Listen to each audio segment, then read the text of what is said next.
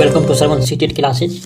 आज हम फिर कक्षा 5 का EVS लेके आए हुए हैं, जिसमें 8 मॉडल सेट देखने के लिए जा रहे हैं। 6 यानी छठा मॉडल सेट, जिसमें आपका चैप्टर है कितना 15, 16, 17, 18, 19 यानी 19 चैप्टर तक। आज 15 से 5 चैप्टर आज हम पढ़ने के लिए जा रहे हैं। कितना 5 चैप्टर। तो आइए, मोस्ट इंपॉर्टेंट है आपका आज चैप्टर, समझें। आइए, जो भी स्टूडेंट अभी तक श्रवण सीटेट क्लासेज चैनल को सब्सक्राइब नहीं किए हैं, कृपया ज्वाइन कर लीजिए, ताकि आपको सबसे पहले हर तरह का नोटिफिकेशन आप अवश्य मिले। तो आइए देखते हैं 1 नंबर का क्वेश्चन। उसी से ठंडा उसी से गर्म कहानी के लेखक कौन है?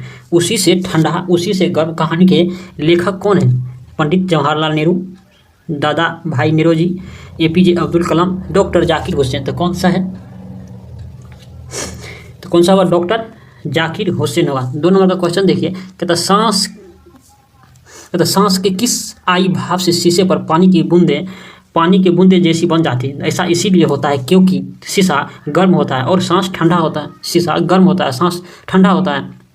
कहता B नंबर में, कहता सांस के उष्मीय मान से शीशा का उष्मीय मान अधिक होता है। क्या सही है? सांस गर्म होता है और शीशा ठंडा होता है। कौन सा होगा उपयुक्त में से सभी? ऑप्शन नंबर 2 का फटाफट लगाइए।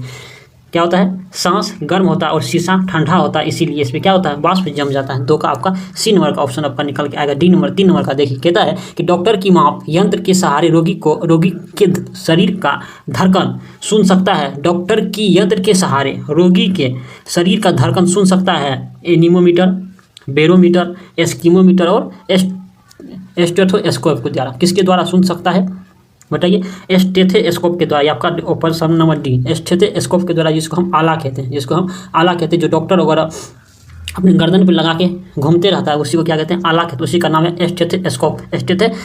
4 नंबर का देखिए, दीपक की लौ के ऊपर।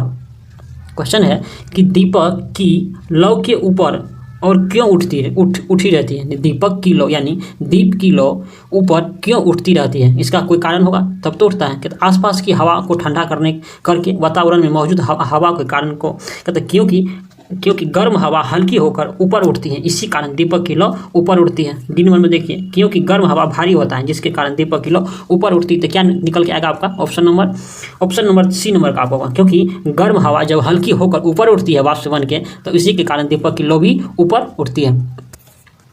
5 नंबर का क्वेश्चन देखिए, कहता है वैष्णव जन तो, एक दोहा है दिया हुआ कि वैष्णव जन तो तेनी कहिए जे पीर पराई जाने रे, पर दुख अपमान सहे न मन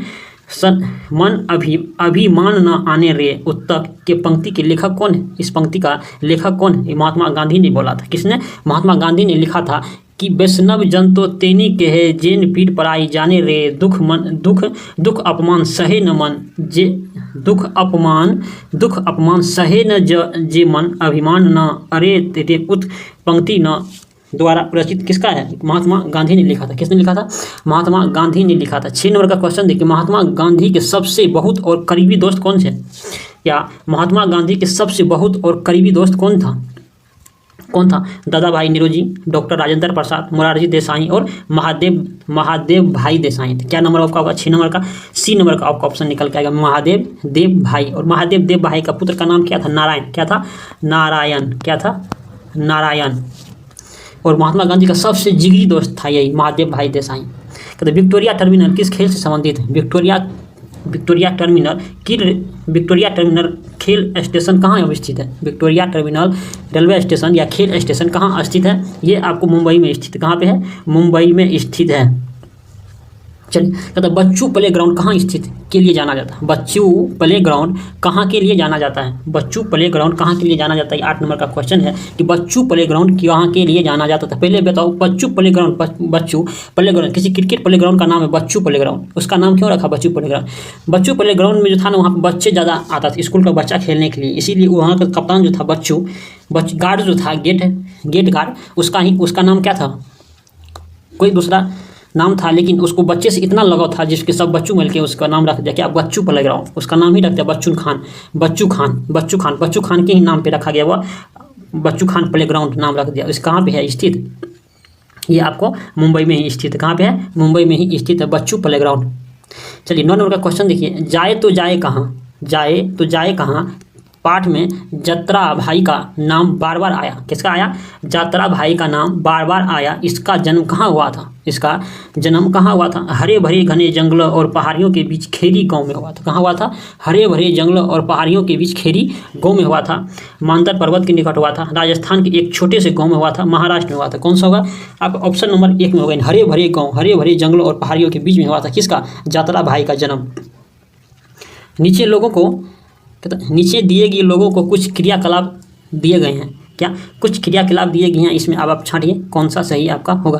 कहता है कि खानों का उत्खनन, बागों का निर्माण, बाजार में बेचने के लिए पत्तियां, जड़ी बूटी इकट्ठी करना, बांस से टोकरी बुनना। क्या नंबर ऑप्शन होगा? ये आपका डी नंबर के ऑप्शन होगा। बांस से टोकरी बुनना। क्या? बांस से टोकरी बुनना। ऑप्शन नंबर आपका डी निकल के आएगा। यहाँ पे आपका डी नंबर के ऑप्शन होगा 1 और 2। बांस से टोकरी बुनना। डामर शब्द का प्रयोग क्यों किया गया था? डामर शब्द का प्रयोग सबसे पहले किसमें किया गया था? केरोसिन तेल के लिए, उर्वरक के लिए, कौल तार के लिए, पनबिजली बिजली के लिए। किसके लिए किया गया था? डामर शब्द का प्रयोग कौल तार के लिए किया गया था। किसके लिए? कौल तार के लिए किया गया था। बाजार की फसल का पता सबसे पहले कहाँ चलता था? बाजार की फसल का पता सबसे पहले कहाँ चलता था? पंजाब में, उत्तर प्रदेश में, गुजरात, बानग्राम में, कर्नाटक, लाहौल में। कहाँ चला था? बाजरा की फसल का पता सबसे पहले कहाँ चला था? ये चला था कहाँ? गुजरात के बानगांव में चला था। बानगांव में चला था। 13 नंबर का क्वेश्चन है कि गुजरात में कोयले के अंगारों में गुजरात में कोयले के अंगारों में मटके को उल्टे लटका कर क्या कहते? मटका को उल्टा लटका कर सब्जी को पकाया जाता था। इसी पकी सब्जी को क्या कहते हैं? क्या कहते हैं? इसे उर्ध्यू कहते हैं। क्या कहते हैं? उर्ध्यू कहते हैं। जैसे फल कटता था खेतों में, गुजरात में फल जैसे कटता था, वहीं पे क्या करता था? शीत के मौसम में उसको क्या करता था? एक मटका में रख के और उसको घर लाने का मसाला डाल के उसको क्या करता था? उल्टा लटका के रख दिया जाता था।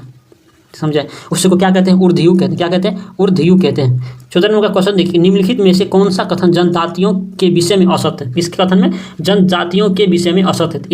इनका अपना मुखिया होता है। क्या होता है? जनजातियों का अपना मुखिया होता है। ये हिंदू समाज के नियम कानून को मानते हैं। इनकी अपनी भाषा, संगीत, चित्रकारी आदि जैसी सांस्कृतिक परंपराएं होती है। इनमें से कोई नहीं। तो क्या होगा? जनजातियों की अपनी विषय कौन सा असत होगा? जनजातियों की भी अपनी एक मुखिया होती है। क्या होती है? मुखिया होती है। जनजातियों की भाषा भी, संस्कृति चित्रकलाएं भी होते हैं। इसमें कोई नहीं। अब ऑप्शन नंबर बी होगा, क्योंकि ये हिंदू समाज के नियम और कानून को मानते थे। ये नहीं मानते थे। क्या नहीं मानते थे? ऑप्शन नंबर आपका बी नंबर निकल के आएगा। 15 का क्वेश्चन देखिए, ओमन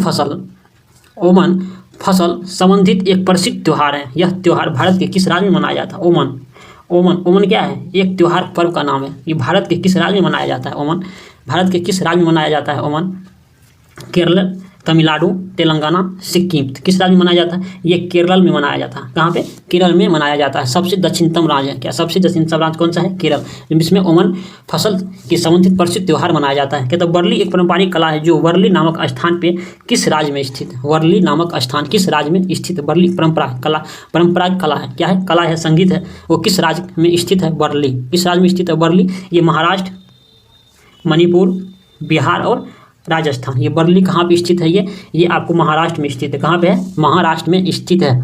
17 नंबर का क्वेश्चन देखिए, सूरजमणि जो थी, जो एक गर्ल स्टार के रूप में जानी जाती थी। सूरजमणि जो थी एक गर्ल स्टार थी। क्या थी?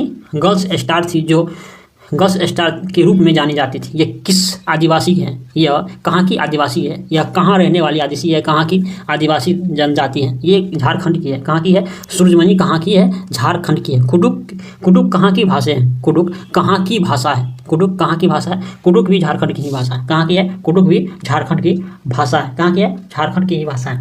कहता है झारखंड जंगल बचाओ आंदोलन की शुरुआत किसने की थी? झारखंड बचाओ आंदोलन की शुरुआत किसने की थी? झारखंड बचाओ आंदोलन की शुरुआत किसने की थी? मोहरमी दीदी, बासवी दीदी, कारनोम दीदी, सूरजमणि दीदी। किसने की थी? झारखंड जंगल बचाओ अभियान की शुरुआत किसने की थी? सूरजमणि दीदी ने ही की थी। किसने की थी? सूरजमणि दीदी ने ही की थी। कुडुक भाषा तुरंग का मतलब क्या होता है? कुडुक भाषा में तुरंग का अर्थ क्या होता है? तुरंग मतलब क्या होता है? जंगल होता है। क्या होता है? तुरंग मतलब क्या होता है? जंगल होता है। क्या होता है? जंगल। इसीलिए तुरंग का अर्थ होता है जंगल होता है। क्या होता है? जंगल। कहता है वन रिपोर्ट 2007 के अनुसार भारत में कितने प्रतिशत भूमि वन है? भारत में कितने प्रतिशत भूमि पे जंगल है। ये सन 2007 के अनुसार है। कितना? 33.47%, 22.47%, 29.47% और 19.47%। कितना होगा? ये वन रिपोर्ट 2007 के अनुसार संपूर्ण भारत पर कृषि जो होता है 29.47% पर ही जंगल स्थित है। पूरे भारत में लगभग एक भाग 19.47, एक भाग से भी कम, यानी 1/4 भाग से भी कम पे ही 19.47% वन स्थित है। आई होप आपको वीडियो लगा हो। तो श्रवण सीटेट क्लास यानी चैनल को सब्सक्राइब करना मत भूलिए और अधिक से अधिक ग्रुप में शेयर से जरूर कीजिए। यही हम आपसे रिक्वेस्ट उम्मीद रखते हैं। थैंक यू, धन्यवाद। अगर जो भी स्टूडेंट अगर अभी तक इसका PDF वगैरह लेने के लिए चाहते हैं आप, तो इस वीडियो के डिस्क्रिप्शन में हम लिंक डाल देंगे, ठीक है। वहाँ से आप टेलीग्राम का लिंक डाल देंगे, वहाँ से आप जाके PDF डाउनलोड कर सकते हैं। थैंक यू, धन्यवाद।